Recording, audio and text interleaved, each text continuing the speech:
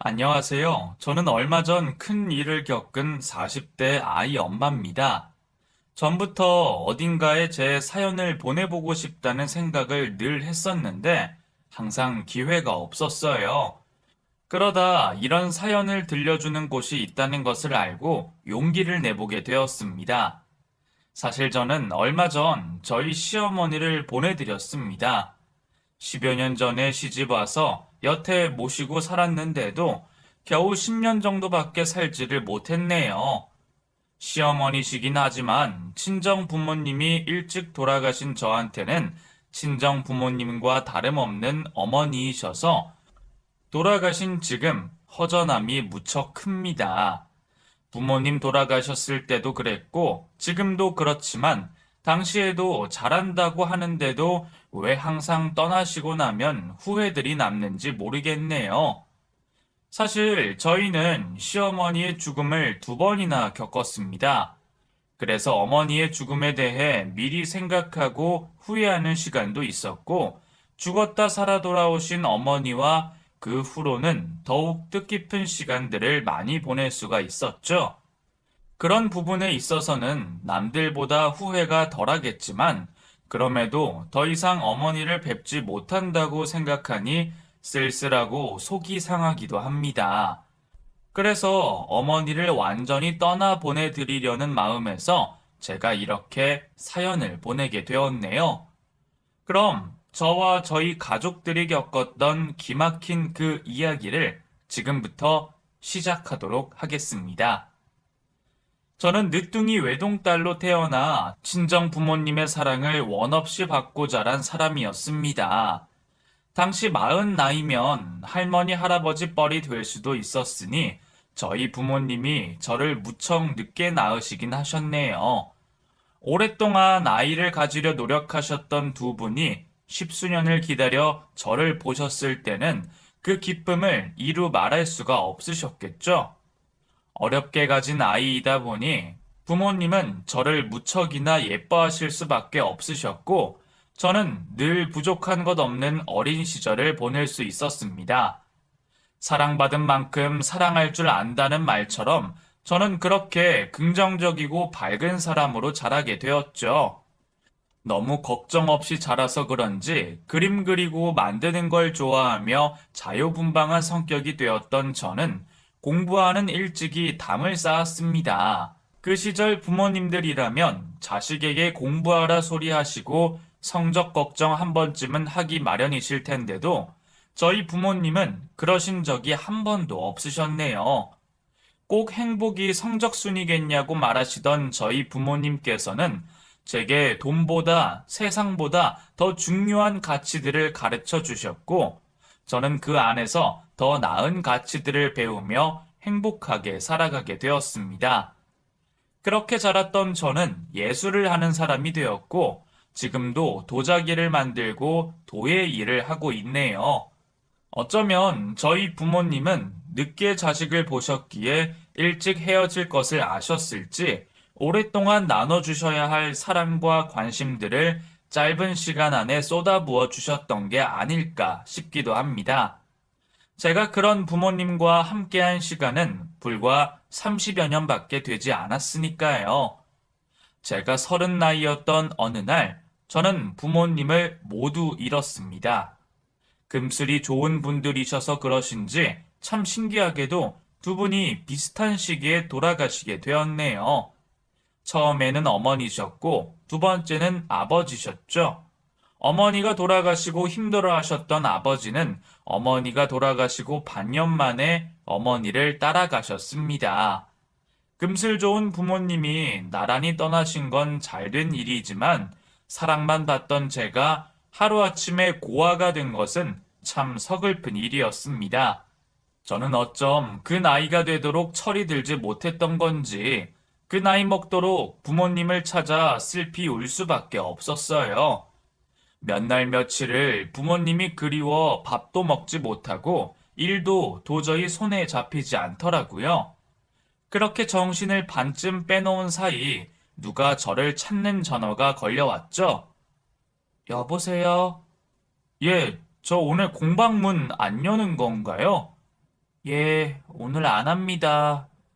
아, 저 몇 달 전에 예약을 했었는데 그것도 안 되는 건가요? 예약이요? 슬픔에 잠겨 정신없이 살던 제가 그 전화 한 통에 번쩍 정신이 들었습니다. 공방을 운영하던 제가 오래전부터 공방에 수강 신청이 있었던 것을 완전히 잊어버리고 있었더라고요. 취소하려면 진작 취소를 했어야 하는 건데 이미 공방 앞이라는 그 사람을 돌려보낼 수도 없고 제 사정이 아무리 슬프더라도 일은 일대로 해야 했으니 저는 제대로 추스르지 못한 몸을 일으켜 서둘러 공방으로 뛰쳐나갔습니다. 앞에서 내내 절 기다리던 수강생 분께 죄송하다 거듭 사과를 드리고 가게 문을 열었죠. 정말 죄송해요. 제가 오늘 수업을 완전히 잊어버리고 있었네요. 얼마 전 아버지가 돌아가시고 제가 요즘 정신이 없어서요. 예? 아니, 상을 당하셨으면 수업을 취소하시지. 괜히 죄송하게 됐네요. 지금이라도 그냥 갈까요? 아니에요. 이것도 다 약속인데요. 그리고 사실 오래 누워 있었으니 이제는 괜찮아져야죠. 저 때문에 많이 기다리셨죠? 아니에요. 뭐 별로 많이도 아닌데요, 뭘. 그나저나 아버님 보내드리신 건 안타깝게 되었습니다. 사실 저도 아버지가 일찍 돌아가셔서 그 마음 잘 알거든요. 그날 유일한 수강생이었던 지태 씨와 저는 서로 비슷한 마음의 상처를 이해해주며 뜻깊은 대화를 나누게 되었습니다. 그땐 저도 그런 위로가 필요했던 모양이에요. 저도 모르게 제 심정과 쓸쓸함을 얘기하게 되고 어쩌다 보니 위로까지 받게 되었습니다. 전에 한 번도 본 적 없던 사람과 그런 교감을 할 수가 있는 것인지 어쩌면 그날 저희의 만남이 우연이 아니었던 게 아닐까 싶은 생각마저 들었죠. 지태 씨도 저와 통하는 게 있었던 것인지 그 후로도 종종 제 공방을 찾아왔고 그 남자의 의도를 모르지 않았던 저도 지태 씨에게 호감을 표하며 저희의 만남이 그렇게 시작이 되었었네요. 지금 생각해도 참 풋풋하고 좋은 시절이다 싶은데 사실 당시로 생각하면 저희 둘 다 결혼 시기는 이미 지나 있던 상태였습니다. 10여 년 전만 해도 독신주의나 노처녀에 대한 인식이 관대하지가 않던 탓에 친구들은 30 전에 전부 시집을 갔었는데 저는 벌써 30이 넘었으니 이미 노처녀였었죠.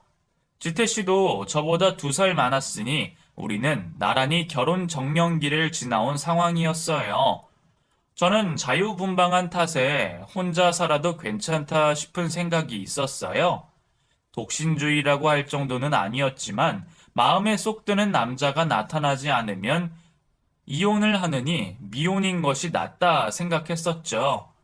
지태 씨 역시 홀어머니를 모시고 살다 보니 좀 더 결혼에 대해 신중할 수밖에 없었습니다. 그래서 저희는 처음부터 더 조심스럽게 연애를 시작할 수밖에 없었고 결혼 생각을 하지 않을 수가 없었죠. 그래도 다행히 지태 씨는 제가 신랑감으로 생각하기 좋은 사람이었습니다. 평범한 회사원에 모아둔 돈이 많은 것도 아니었지만 사람이 정말로 좋았어요. 다정하고 속 깊고 성격이 더할 나위 없이 좋았습니다. 지태 씨를 보고 있으면 꼭 우리 아버지가 떠오르는 듯 했고, 그럼 제가 우리 엄마 같은 사람이 되어서 저희 부모님 같은 부부가 되고 싶다 생각을 하게 되더라고요. 지태 씨와 함께 하면서 늘 다정하게 다니시던 부모님 모습이 떠오를 때마다 저는 어느새 지태 씨와 결혼을 해서 애들을 키우고 있는 상상까지 하게 되었습니다. 그렇게 저희가 어느덧 결혼을 약속하고 결혼 준비가 본격적으로 진행되자 지태 씨는 고민을 털어놓았습니다. 지태 씨는 사남매 중 막내로 딸 둘, 아들 하나 있던 집에 네 번째로 태어난 막내 아들이었습니다. 외동으로 자랐던 저는 다복한 집안에서 자랐다는 지태 씨가 부럽기도 했어요. 저도 외동으로서 남부러울 것 없이 부모님의 사랑을 받고 자랐지만 그래도 종종 외로운 시간들이 있었기 때문에 어릴 적에는 저도 형제들이 많은 집에서 시끌시끌하게 살았으면 어떨까 싶은 생각들이 있었으니까요. 그런 집에서 심지어 형 누나들과 나이 차이도 많이 나는 늦둥이로 태어났으니 얼마나 귀염받고 사랑받았을지 지태 씨의 다정하고 세심한 성격이 다 그런 탓이 아닐까 싶었죠. 나이 많던 형 누나들은 진작 결혼해서 가정을 꾸렸고 형제들이 집을 떠나는 동안 자라고 있던 지태 씨는 자연스럽게 다른 형제들의 빈자리를 채우며 어머니와 단 둘이 살고 있었습니다. 이미 고령이시던 어머니가 혼자 계실 만큼 건강이 좋지 못했고 결혼을 하면서 어머니를 모셔야 할지 다른 형제들에게 부탁을 해야 할지 고민이 많아 보였죠. 저야 외동이었으니 부모님을 책임질 자식이 저 하나였지만 지태 씨네는 사남매나 되는데 왜 막내 아들 혼자 그 고민을 하고 있는지 의아하기도 했어요. 저도 어디서 보고 들은 것은 있었으니 보통은 이럴 때면 장남이나 장녀들이 알아서 정리를 하지 않나 싶어서 더 이상하다 싶었습니다. 하지만 그런 궁금증은 곧 머지않아 풀리게 되었습니다. 그때는 저희도 결혼 전이었지만 어차피 곧 식구가 될 거니 같이 의논을 해야 한다며 형님과 아주버님이 가족 모임에 저를 부르셨습니다. 그리고 그 자리에서 식구들의 관계를 알 수 있었죠. 막내라서 형제들에게 귀여움 받았을 거라 생각했던 남편은 제 생각과 정반대의 대우를 받고 있었습니다. 띠동갑 이상 차이 나는 형 누나들에게 귀여움은커녕 말 한마디 못할 정도로 무시와 냉대를 당하고 있었더라고요. 저희의 결혼 문제를 앞두고 어머니의 거취에 대해 논의하던 시댁 식구들은 누구 하나도 먼저 어머니를 모시겠다는 사람이 없었어요. 그저 이 핑계 저 핑계 대면서 서로 손해보지 않으려 안달이었죠. 아직 식은 안 올렸지만 재수 씨라 해도 되겠죠? 예, 편하신 대로 부르세요. 지쳐라. 너보다 한참 어린데 뭐 그렇게 존댓까지 하고 그래. 옳게. 우리는 말 편하게 할게. 괜찮지? 예, 저는 상관없어요. 편하게들 부르세요. 그래. 그럼 오늘 재수 씨까지 오라고 하고 이렇게 다 모인 것은 지태가 어머니를 모시는 문제로 말을 꺼냈기 때문인데 그 어머니 문제니까 우리가 다 같이 상의를 해보자. 근데 난 좀 그렇네, 지태야. 여태 네가 잘 모셨으면서 이제 와서 왜 갑자기 상의를 하자 그래? 왜? 올케가 시어머니랑 살기 싫대? 결혼한다고 벌써부터 와이프 먼저 챙기는 거니? 둘째야, 말을 왜 그렇게 하니? 괜히 올케 오해할라. 아니, 솔직히 그렇잖아. 여태 엄마랑 잘 지내다가 결혼한다고 갑자기 우리한테 떠넘기는 것도 아니고. 사실 엄마는 지태가 끝까지 모셔야 하는 거 아니야? 늦게 결혼한다고 신혼 즐기고 싶은 건 알겠는데 우리나 엄마 생각도 해줘야지. 여태 잘 모시고 살다가 갑자기 이러면 우리도 당황스럽지. 여기 올케도 있어서 말을 하기 조심스러운데 우리도 신혼부부 생각 안 하는 게 아니라 엄마가 걱정돼서 그래. 엄마 몸도 안 좋으시고 연세가 적으신 것도 아닌데 하루아침에 환경이 바뀌어버리면 어머니가 적응을 잘 하시겠어? 동네도 바뀌고 친구도 하나 없으실 텐데. 그래, 누나들 말도 맞다. 아니, 그렇다고 우리도 어린 동생한테만 맡길 수는 없긴 하지. 근데 지태야, 너한테는 미안한 말이지만 지금 형이 사정이 그리 좋지가 않다. 너희 형수 요즘 일하느라 바쁘고 어머니 모셔온다 한들 집에서 돌봐드릴 사람이 없다. 형이 지금 제일 위험한 40대 나이 아니냐. 야, 사정 좀 봐줘라. 지쳐라. 네가 그렇게 말하면 우리는 뭐가 됐니? 우리는 뭐 사정이 없겠어? 언니는 요즘 갱년기고 나도 애들 때문에 힘들어.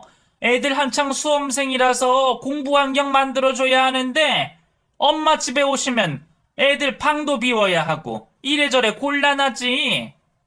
각자 사정들이 있고 형편이 안 되는 건 알지만 어머니를 모실 생각조차 하지 않는 식구들을 보며 저는 왠지 씁쓸해졌습니다. 모두들 한때는 어머니 보호 아래 어머니의 애정과 정성을 받고 자랐을 사람들이 늙은 어머니를 골칫덩이처럼 생각하고 있는 것이 참 무정해 보이더라고요. 조용히 듣고만 있던 지태 씨도 저와 같은 생각을 한 것인지 말은 못해도 표정이 씁쓸해 보였습니다.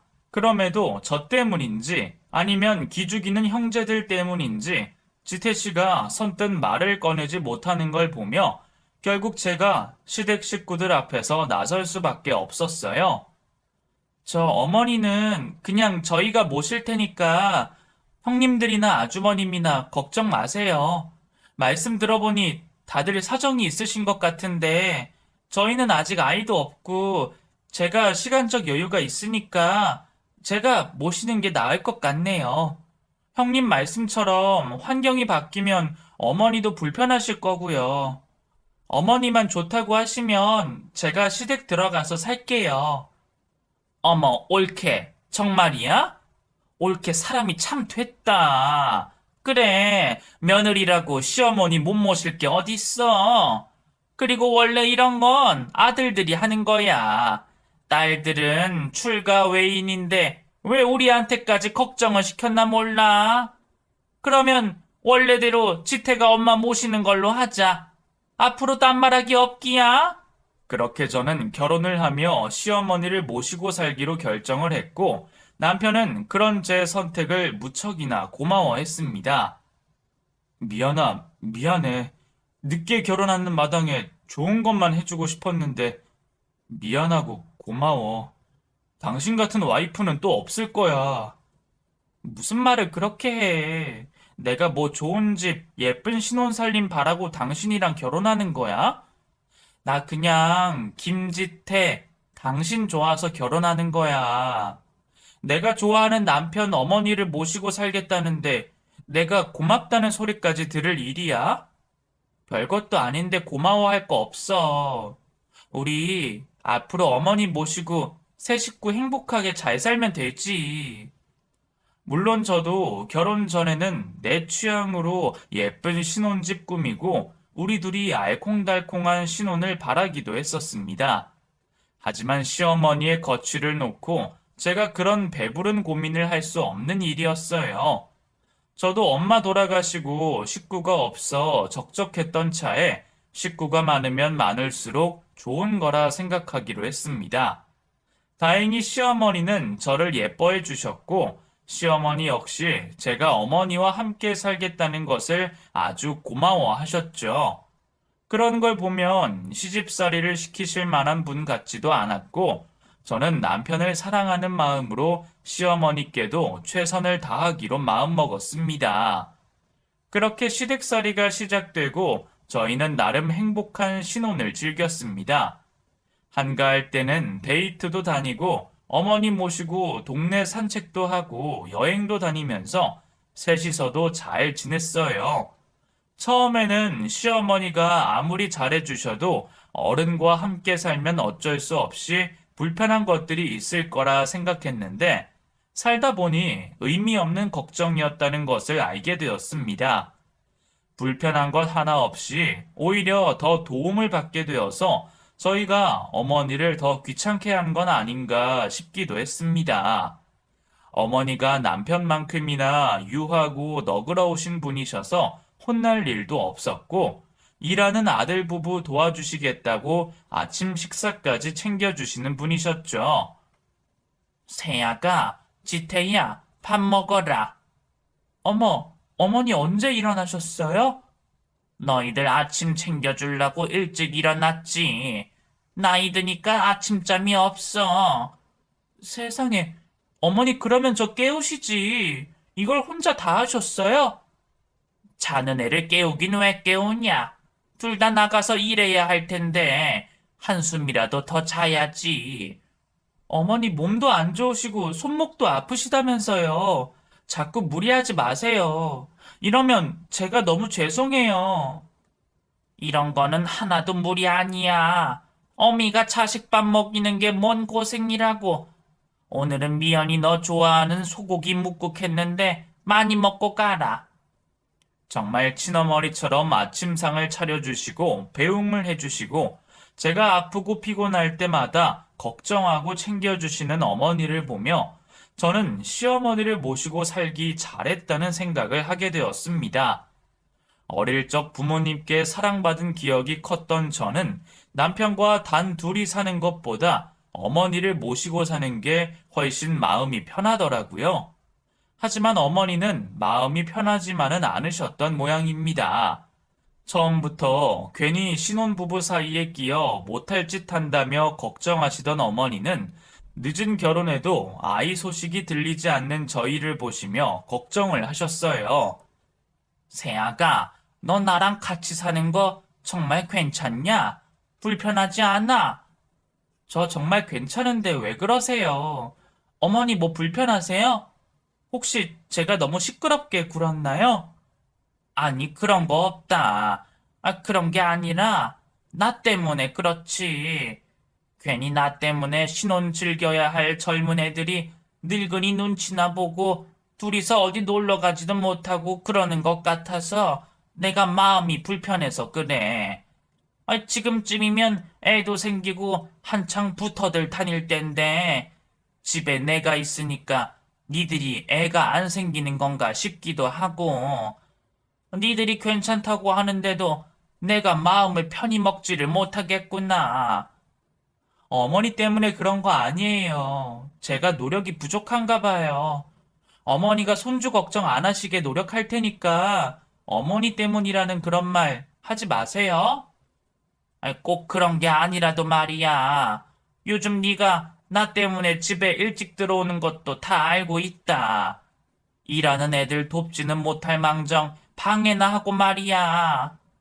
어머니가 얼마 전에 쓰러지셔서 걱정돼서 그렇죠. 그리고 저도 쉬엄쉬엄 일하고 싶어요. 어머니랑 친해지기도 하고요. 그러지 마라. 니들이 나 때문에 희생할수록 내가 마음이 불편해. 이럴 거면 차라리 내가 요양원 들어가서 지내는 게 훨씬 편하겠다 싶어. 그런 어머니는 아들 부부에게 짐이라도 지울까봐 불편하신 마음에 직접 요양원에 가시겠다는 말씀까지 하셨습니다. 저는 당연히 말도 안 된다며 말렸지만 그 후로도 어머니는 몇 번이나 요양원 얘기를 꺼내셨고 저희는 그때마다 난감할 수밖에 없었어요. 어머니, 제발 그런 말씀 좀 하지 마세요. 자식이 몇인데 요양원을 가세요. 저희 정말 괜찮으니까 그냥 저희랑 같이 지내세요. 예? 저희가 그렇게 어머니와 실랑이를 벌이는 사이 다른 형제들은 이번에도 강 건너 불구경이었습니다.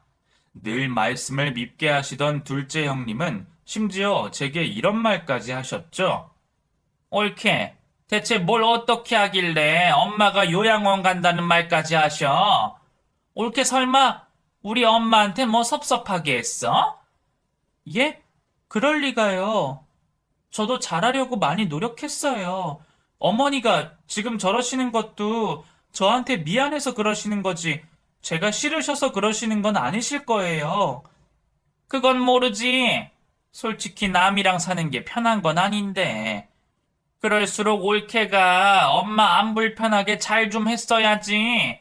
직접 엄마 모시겠다고 당당히 말할 때는 언제고 괜히 뒤에서 이런 얘기나 나오게 해? 알아서 한다고 했음 잘 할 생각을 해야지. 제발 사람 걱정 안 하게 잘 좀 해. 잘한다고 했는데도 그런 소리를 들으니 저도 억울한 마음이 들었습니다. 둘째 형님 말 맞다나 남이랑 사시는 게 불편할 걸 아시면 직접 모시면 되지. 왜 나한테 그러실까 싶더라고요. 결혼한 지 얼마나 되었다고 그런 일을 겪다 보니 여태 그런 일을 혼자 겪었을 남편도 불쌍하고 저는 시댁 식구들에게 서운한 감정만 쌓일 수밖에 없었습니다. 그러던 어느 날 갑자기 큰형님이 어머니를 모시겠다고 데려가시는 게 아니겠어요? 여태 싫은 소리 하기도 귀찮아서 둘째 형님 뒤에 숨어서 뒷짐지고 계시던 형님이 어머니를 직접 모시겠다는 얘기에 저는 놀라고 당황스러웠습니다. 누나, 갑자기 왜 모셔가겠다는 거야? 누나네도 이래저래 곤란하다 그러지 않았어? 사정이야. 나도 마땅찮은데 니들이 자식도 못 낳고 이러고 있으니 어쩌겠어. 엄마가 오죽하면 날 찾아오셨겠니? 지태 너나 옳게가 못했다는 건 아니지만 엄마도 그동안 며느리랑 지내시면서 이래저래 불편하셨나 봐. 엄마가 그러시는 걸 보니 내가 장녀로서 그냥 두고 볼 수가 없다 싶어서 무리를 하려고 한다. 어머니도 정말 며느리보다는 딸과 사시는 게 좋으셨는지 큰형님을 따라가며 좋아하셨습니다. 그걸 보고 저는 왠지 섭섭했지만 어머니가 좋아하시니 저도 좋다 생각했죠. 그런데 그렇게 좋아하시며 형님을 따라가셨던 어머니가 몇 달도 지나지 않아 갑자기 다시 집으로 돌아오셨습니다. 어머니, 갑자기 어쩐 일이세요? 형님은요? 세아가, 나 그냥 여기 있으련다. 아무래도 살던 동네가 편하지 모르는 동네 가니까 영 불편해서 말이야. 어머니가 자식 걱정의 말씀은 길게 하지 않으셨지만 아무래도 그 집에서 사위 눈치에 다 큰 손주들 눈치 보느라 편하지 못하셨나 봐요. 이렇게 된 거 제가 그냥 계속 모시려 했더니 어머니가 돌아오신 지 얼마 지나지 않아서 그 소식을 듣고 이번에는 둘째 형님이 어머니를 데려가셨죠. 형님, 어머니 그냥 저희 집에 계셔도 되는데요. 저번에도 큰형님네 가셨다가 눈치 보이고 불편하셨다 그러던데 괜찮으시겠어요? 옳게. 설마 뭐 언니나 내가 엄마 눈치라도 줬다 이거야? 말하는 게 좀 그렇네. 아, 그게 아니라 그래도 사위보다는 며느리가 편하시지 않으시겠나 해서요. 언니가 갱년기라서 엄마랑 좀 싸웠나 봐. 그래도 그렇지 엄마도 참 그렇다. 옛날이면 금방 풀 일을 뭐가 그렇게 섭섭하다고 집까지 나갔는지. 우리 엄마도 늙기는 했나 봐. 하여간 나랑 엄마는 원래 잘 맞으니까 이번에는 내가 모실게. 내가 동서 고생 덜어주는 건데 나한테 고마워해야 하는 거야. 알지? 둘째 형님을 따라 나선 어머니가 걱정되는 마음에 종종 전화를 걸어보면 어머니는 그곳에서도 잘 지내시는 것 같지는 않으셨어요. 어머니, 저녁 드셨어요? 뭐 드셨어요? 그냥 집에 있는 거 대충 먹었지. 그 새아가는 맛있는 거 먹었냐? 저는 어머니가 해주시고 간 열무김치에 국수 말아 먹었어요. 열무김치 보니까 어머니 생각이 나서요. 거기서는 정말 잘 계시는 거 맞으시죠? 혹시 불편하시거나 그러면 집으로 다시 오세요? 예? 아니야. 딸 집인데 불편할 게 뭐가 있겠냐. 내 걱정하지 말고 이제라도 니들 둘이 행복하게 잘 살아라. 그런데 그런 어머니 말씀과 달리 형님네 식구들이 어머니만 두고 다 같이 외식을 갔던 겁니다.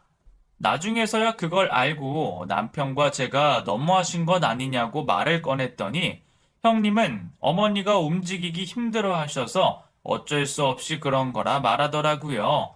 그럴 거면 차라리 포장을 해서 오던가 어머니가 가기 편하신 곳으로 가야지 다 같이 사는 식구들이 어머니만 집에 두고서 나머지만 외식을 가고 하는 것이 제 입장에서는 전혀 이해되지 않았습니다.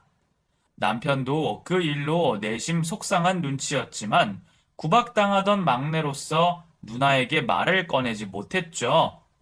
그런데 이번에는 갑자기 가만히 계시던 아주버님이 나서시는 겁니다.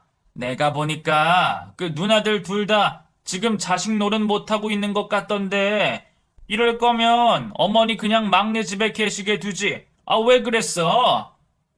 네가 뭘 안다고 그래? 우리도 할 만큼 한 거야. 할 만큼 하긴 나도 들었어. 누나, 어머니 두고 식구들끼리만 외식 다니고 그런다며? 이럴 거면 어머니 그냥 내가 모실게. 누나들 할 만큼 했다니까. 더 말 꺼내지 말고, 막내 너도 이제는 걱정하지 마라. 그래, 처음부터 이랬어야 했어. 원래 다 장남이 해야 하는 일인데 말이야. 그러니까 다들 토달 생각하지 마. 장남이 어머니를 모셔야 한다는 건 아주버님 말씀이 맞지만 여태 모른 척 하셨던 분들이 갑자기 왜 서로들 어머니를 모시지 못해서 안달인지 좀 이상하기는 했어요. 하지만 저희 입장에서는 자식들이 어머니를 챙기는 게 이상한 일은 아니었기에 다른 식구들 역시 어머니가 끝내 걱정되셔서 그러시는 거라 생각할 수밖에 없었죠. 그렇게 어머니는 두 형님 집을 거쳐 결국 아주버님 댁에서 지내시게 되었고, 어머니를 모셔가시겠다던 아주버님은 저희 집에 그대로 남아있던 어머니의 남은 짐들까지 싹 챙겨가며 어머니를 모셔갔습니다. 이전까지는 형님들 댁에 가셔도 짐이 남아있으니 언제라도 돌아오실 것처럼 느껴졌는데, 짐까지 다 챙겨가시는 걸 보니 어머니와 영영 헤어지는 것 같은 아쉬운 기분이 들었습니다. 그래도 어머니께는 좋은 일이실 테니 저는 좋은 마음으로 어머니를 보내드려야 했죠. 그런데 그런 와중에 어머니가 다른 식구들 몰래 제게 뭔가를 부탁하셨어요. 아가, 이거 네가 좀 가지고 있어다오. 이게 뭐예요, 어머니? 그 별건 아니야. 그냥 내 물건들인데 열어보지는 말고 네가 좀 대신 맡아줬으면 좋겠다. 괜히 왔다 갔다 하면서 잃어버릴까 싶어서 말이야. 그래도 다른 사람들한테는 말하지 말고, 알겠지? 어머니가 제게 작은 보자기를 내미시는 것을 받으며 그때까지도 저는 별 생각이 없었습니다. 부피도 작고 별로 무겁지도 않은 걸 보니 폐물도 아닌 것 같았고, 자식들도 아니고 저한테 맡기시는 걸 보면 그리 중요한 것이 아닐 거라 생각했죠. 어머니 일기장이라도 될 줄 알았던 저는 어머니 말씀대로 아무에게도 말하지 않고 장롱 깊이 넣어 잘 보관해 두었습니다. 그렇게 어머니가 떠나시고 저희는 텅 빈 어머니 방을 보며 잠시 울적했지만 그래도 좋아하시던 장남 따라 가셨으니 어머니가 행복하실 거라 생각하며 저희도 섭섭한 마음을 접으려 했습니다. 그런데 어머니가 아주버님 댁으로 가신 후부터 연락이 뜸해지시더라고요. 형님 댁에 계실 때만 해도 제가 전화를 하면 잘 받으시고 일주일에 한두 번씩은 소식을 듣고 지냈는데 그 집으로 가셔서는 어머니가 먼저 연락을 하지도 않으시고 그렇다고 제가 아주버님이나 친하지도 않은 손위 형님께 연락을 할 수가 없었습니다. 남편도 궁금해서 형에게 몇 번 연락을 해봤지만 아주버님은 장남이 어련히 알아서 잘 돌봐드리지 않겠냐며 걱정하지 말라는 얘기만 하시더라고요. 그러던 와중에 아주버님 댁에서 온 가족이 모이는 일이 벌어지게 되었습니다. 어느 날 둘째 형님이 전화가 오셔서는 다 모이라고 하시는 거였죠. 옳게, 지금 지태 데리고 당장 이리로 와. 빨리 와. 다급한 전화에 저희는 어머니께 무슨 일이라도 생긴 줄 알았더니 그게 아니었습니다. 엄마, 그 땅 설마 아들들만 줄 생각은 아니지? 요즘 세상이 어떤 세상인데 공평하게 나눠줘야지. 누나, 그게 무슨 소리야? 내가 장남이고 내가 엄마 모시고 사는데 당연히 내가 받아야지. 옛날 같아서 봐. 누나들 여기 올 수나 있었겠어? 뭐? 야, 지철이 너 무슨 말을 그렇게 하냐? 네가 엄마 모신 지 얼마나 됐다고 이제 와서 장남 타령이야? 이제라도 모셨으면 된 거지. 뭐가 문제야? 엄마 돌아가실 때까지 내가 모시고 살면 될 거 아니야? 그렇게 할 거면 차라리 내가 모시고 살게. 네가 장남일지는 몰라도 셋째 아니냐? 첫째 자식은 난데 왜 니들이 난리야? 그리고 지철이 너는 아버지 돌아가시면서 받을 만큼 받아놓고 이제 와서 이딴 소리를 하니? 나랑 둘째는 뭐 받은 게 있는 줄 알아? 누나들은 출가 외인이잖아.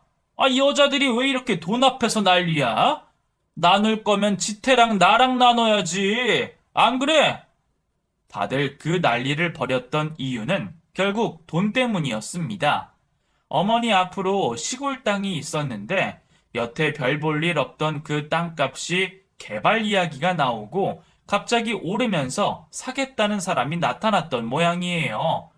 어머니는 아무 말씀도 없으신데 서로 그 돈이 내 돈이라며 다투는 꼴이 기가 막혔습니다. 오랜만에 다 같이 모인 자리에서 돈 때문에 다투고 의상하는 식구들을 보며 남몰래 눈물 짓는 어머니를 보며 저는 마음이 좋지 않았어요.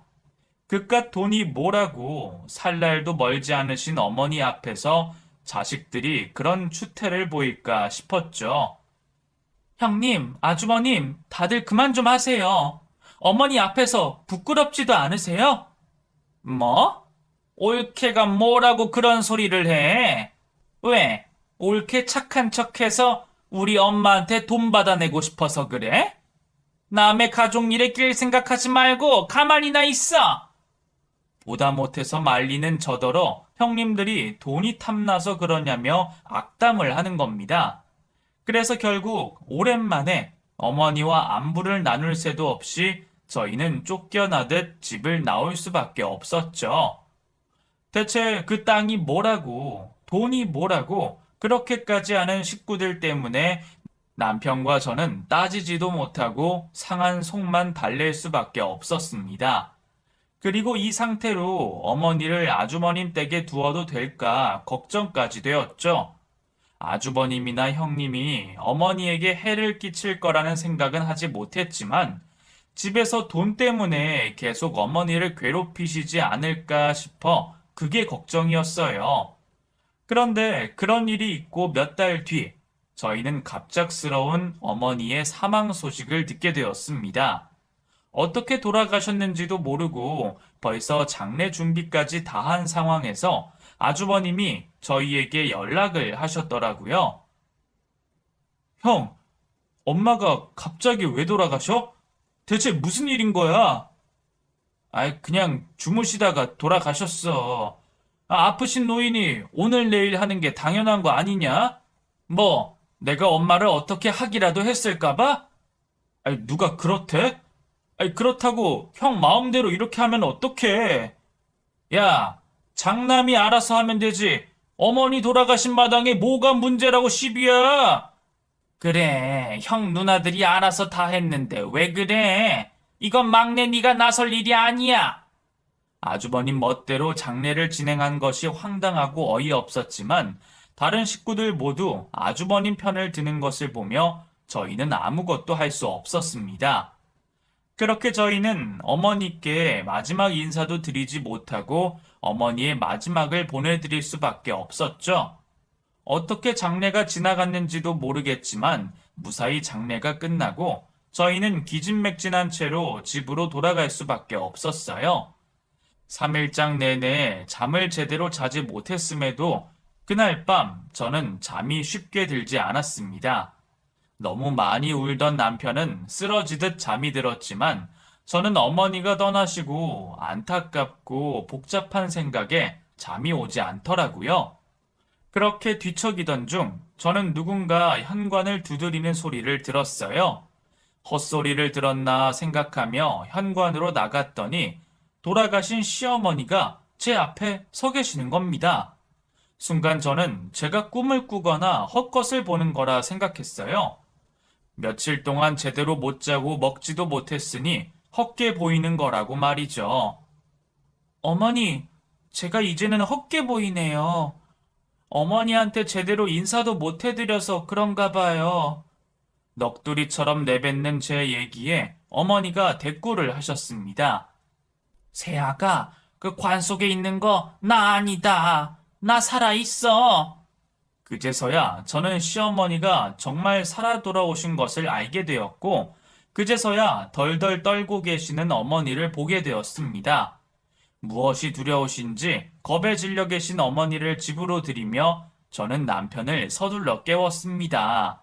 남편 역시 어머니를 보고 까무라쳤지만 어머니가 살아 돌아오신 것만으로도 기쁘다며 얼싸안고 눈물을 흘렸어요. 그리고 저희는 그날 밤 문을 단단히 걸어 잠근 채로 자초지종을 듣게 되었습니다. 어머니의 죽음은 전부 아주버님과 형님들이 꾸민 일이었습니다. 어머니 유산 때문에 시시비비를 다투던 형제들이 언제 담합을 했던 건지 저희를 쏙 빼놓고 어머니 재산을 나눠 가질 궁리를 했던 거죠. 그들이 어머니 몰래 땅을 팔 생각을 했지만 어머니 인감도장이 어디 있는지 찾지 못해 그게 쉽지 않았어요. 걔들이 나더러 인감도장 내놓으라는 걸 보고 내가 그제서야 걔들 속을 알아차렸다. 서로 나 데려가겠다 한 것도 다 땅 욕심 때문이었나 봐. 혹시나 해서 새아가 너한테 도장을 맡기기를 잘했지. 아가, 그거 너한테 잘 있지? 어머니가 제게 맡겨두신 보자기 안에 시골 땅 문서와 인감들이 전부 들어있더라고요. 저희는 그제서야 아주버님이 왜 어머니 짐을 싹 다 챙겨가셨고 자식들이 서로 어머니를 모시겠다고 했던 건지 알 수 있었습니다. 하지만 결국 어머니를 구슬리지 못해서 땅을 팔지 못하게 된 자식들이 담합을 하여 어머니를 감금해 두고 어머니가 돌아가신 것으로 위장을 해서 저희들 몰래 유산을 상속받을 생각이었던 모양입니다. 그렇게 시댁 식구들이 가짜 장례를 치르는 동안 어머니는 웬 시골집에 갇혀 계셨답니다. 바깥에서 문을 잠근 바람에 꼼짝도 못하고 계셨다가 창문을 열고 어렵게 도망쳐 오셨던 거예요. 어떻게 돈 때문에 동생을 속이고 부모에게 이런 짓을 할까 믿을 수가 없던 저희에게 어머니가 거기서 더욱더 충격적인 이야기를 해주셨습니다. 내가 걔들을 낳지는 않았어도 정말 내 자식들처럼 키웠는데 걔들이 어떻게 그럴 수가 있냐? 엄마, 그게 무슨 말이에요? 친자식이 아니라니. 알고 보니 남편과 시댁 식구들은 전부 이복 형제였습니다. 시아버님이 전처와 사별을 하시면서 어머니와 재혼을 하셨고 슬하에 남편을 낳으셨던 것이죠. 이미 다 큰 자식들은 두 분이 재혼한 것도 알고 있었고 식구들 전부 알고 있던 사실을 어렸던 남편만 모르고 있었던 것이죠. 저는 그제서야 남편이 왜 막내치고도 귀염을 받지 못했는지 은연중에 어머니를 막내 아들이 책임져야 한다 말을 했던 건지 알겠더라고요. 어머니는 전처의 자식들을 친자식과 다름없이 기르셨지만 다른 형제들은 여태 저희 어머니를 친모로 생각하지 않고 있었던 모양입니다. 동생 역시 남처럼 생각하고 어머니가 혹시나 친자식인 막내에게만 상속을 해주실까봐 저희를 그렇게 떨어뜨려 놓으려 했나 보네요. 그랬으니 자식들이 그런 무정한 짓을 하며 어머니를 지옥으로 내몰아 갔던 것이죠. 그 모든 사실을 뒤늦게서야 알게 된 저희 부부는 그들의 끔찍한 행태에 할 말이 없었습니다. 어떻게 멀쩡히 살아계신 어머니를 죽은 사람 칠 수 있는 건지, 돈 앞에서 기른 정도 모른 채 하는 그들이 끔찍하기 짝이 없었죠. 어머니도 여태까지는 그들을 자식이라 생각하셔서 그런 꼴을 두고 보셨지만 갇히고 가짜 장례까지 치르는 그 일을 겪으시면서는 더 이상 그들과 상종하고 싶어 하지 않으셨습니다. 그래서 저희는 어머니의 뜻을 따라 어머니를 안전한 곳으로 모셔두고 시댁 식구들을 고소하여 다 같이 법정에서 만나게 되었습니다. 제 마음 같아서는 납치, 감금, 협박으로 형사처벌을 받게 하고 싶었는데 마음 약하고 여리신 어머니가 차마 자식들에게 그렇게까지 못하겠다고 하셔서 적당한 손해배상 청구와 접근 금지 신청으로 끝내기로 했어요. 너 어디 형을 고소해? 네가 그 돈 다 가져가려고 이러는 거 내가 모를 줄 알아? 내가 가만히 있을 줄 알아? 나 니들 끝까지 쫓아갈 거다. 절대로 가만히 안 둘 거야. 뭐? 엄마 납치하고 죽었다 쇼까지 한 주제 무슨 할 말이 더 있어? 형이랑 누나들이야말로 적당히 안 하면 콩밥 먹을 줄 알아. 저희가 봐주는 줄도 모르고 끝까지 자기네들 잘못은 모르고 돈밖에 모르는 그 사람들을 보며 저희는 더 화를 낼 가치도 느끼지 못했습니다. 하지만 결국 패소하게 되자 당당하던 말과 달리 시댁 식구들은 합의를 원했고 저희는 변호사를 통해 다시는 저희와 어머니에게 연락하거나 찾아오지 않겠다는 조건을 달고서 인연을 완전히 정리하기로 했습니다. 그렇게 길고 긴 소송이 끝나고 어머니는 결국 삼남매와 인연을 정리하셨습니다. 엄마 죽고 남겨진 남의 자식들 거두고 키운 세월이 몇십 년인데 어떻게 이렇게 될 수 있는 건지 참 사람들이 잔인하다 싶더라고요. 그 일로 마음의 상처를 많이 입으신 어머니를 모시고 저희는 경기도 한적한 곳에 집을 얻었습니다. 그리고 그곳에서 저희는 어머니와 함께 전원 생활을 즐기며 바라시던 손자, 손녀도 낳고 잘 지내왔네요. 그러다 얼마 전에 어머니가 돌아가시면서 저희는 이제서야 어머니를 오로지 보내드리게 되었습니다. 10년 전 그 일을 다시 떠올리는 것이 끔찍했지만 그래도 이렇게 갈무리를 하게 되니 마음이 조금이나마 가볍기도 하네요. 그럼 남은 저희 식구들이 행복하기를 바라며 이야기를 마치도록 하겠습니다.